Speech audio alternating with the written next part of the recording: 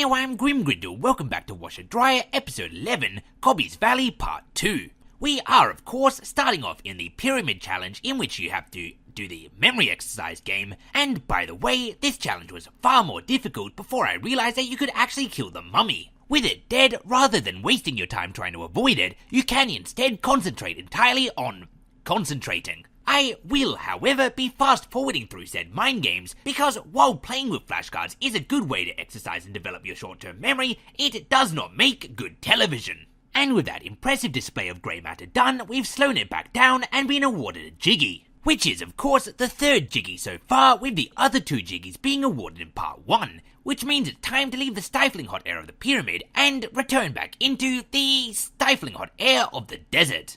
And in doing so, it's time to once more speed up a little bit, because there's not much going on at the moment aside from some casual collection of crescendos. Maybe, I don't know how to read music. So let's quickly fast forward to the next notable occurrence, which is the sand, which, while not being quicksand, is usually somewhat dangerous as it is often scorching. However, this particular scorching sand is not in fact scorching, as it lacks the ability to scorch, or at least it lacks the ability to scorch the washer dryer, because the washer dryer is entirely without nerve endings. Which is a fact that has been rather helpful across the last few levels, because it has prevented me from taking damage from the cold water in Freeze Easy Peak, and against the piranha-infested wasteland in Bubble Gloop Swamp.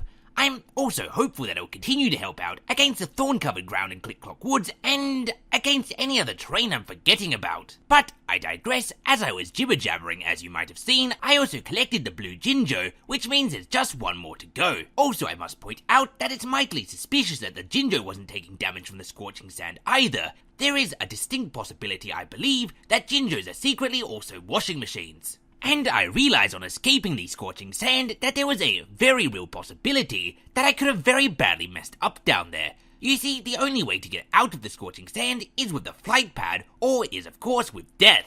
However, the washer dryer being not capable of taking damage from the sand, if I didn't have enough feathers to take off, I suppose I would have just had to save and quit the game and go back in, start the level again, and of course go through the darn puzzle challenges in Banjo's house again to unlock all the cheats, and go all the way to Treasure Trove Cove in order to enter the cheat code. It would have been a total pain in the bottom, and a total headache. Luckily, however, we entirely avoided that unmitigated disaster, so let's fast forward right along to the next point of note, which is more firing eggs into the mouths of sphinxes. Although these ones are moving, and rather than making carpets levitate, it causes a pyramid to raise out of the sand like the city of Atlantis from the ocean once recovered. It kind of reminds me of that carnival game you find at the fair, with the slowly rotating clown heads that you have to put the balls in the mouth of, although rather than the prize being a plastic slinky that lasts about 20 seconds before it gets tangled, your reward for this carnival game is an ancient acropolis lost to time. Now, some might argue that an ancient structure lost to history for 4,500 years is a better prize to win than a slinky.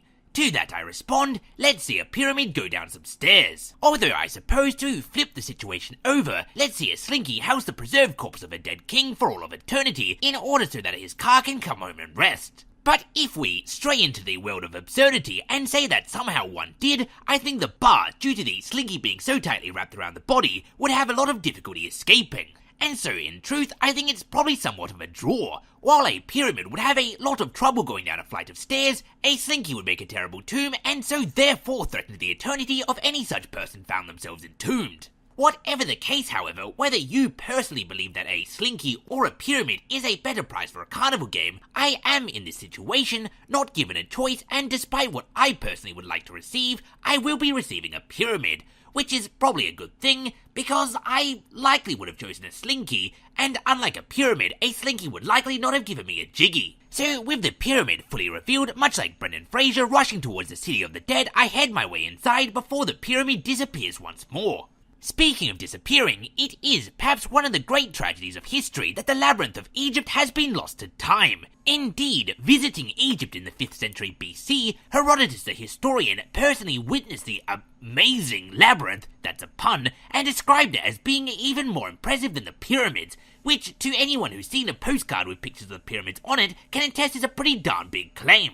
It has been assumed as of late, due to the labyrinth no longer existing, that the labyrinth no longer exists. which is, I suppose, a fairly understandable inference to draw from the available evidence. However, as the footage you're seeing on the screen right now would attest, it may have been slightly too soon to jump to conclusions. Yes, while the Longbeards of Oxford, Harvard and Stanford busied themselves with spades at the banks of the Nile, where instead they should have been digging was into an evening of Banjo-Kazooie. Who would have thought that the Lost Labyrinth of Egypt was not in fact in Egypt itself, but buried deep within a pyramid within a video game? It's always the last place you look, I suppose. And now that it is indeed recently rediscovered, I intend to petition archaeologists worldwide to rename the Lost Labyrinth of Egypt to the recently rediscovered Lost Labyrinth of Egypt. But I digress somewhat, so slamming the Gruntilda switch, I open Banjo's sarcophagus, making available the treasures within. It's a good thing I'm a washer-dryer, as otherwise robbing from my own sarcophagus would be a pretty bad thing to do.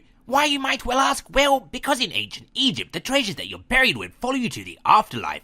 And so, if anyone sees Banjo, please don't tell him that I intend to rob his future ghost of his treasures. But with future grave robbing now planned out, it's time to make our way out of the labyrinth and into the burial chamber to take part in some, well, present grave robbing. And because no bad deed goes unrewarded, I receive for my morbidly motivated mortician mortifying immoral transgressions the 4th Jiggy. But even so satiated my insatiable desires are not, as there's still more to plunder, though I must be careful, as I remember in one of these here jugs is a mumbo-jumbo token, which I am of course trying to avoid. However, I cannot simply avoid all of the jugs, as I recall that in the other one is another Jinjo. Fortunately, however, my knowledge of what a human skull looks like allows me to avoid jumping to conclusions and instead jump directly into the correct jug. In doing so, 5 Jinjos have now been rescued and 5 Jiggies have been awarded, which means it's about time to bring this here episode to an end.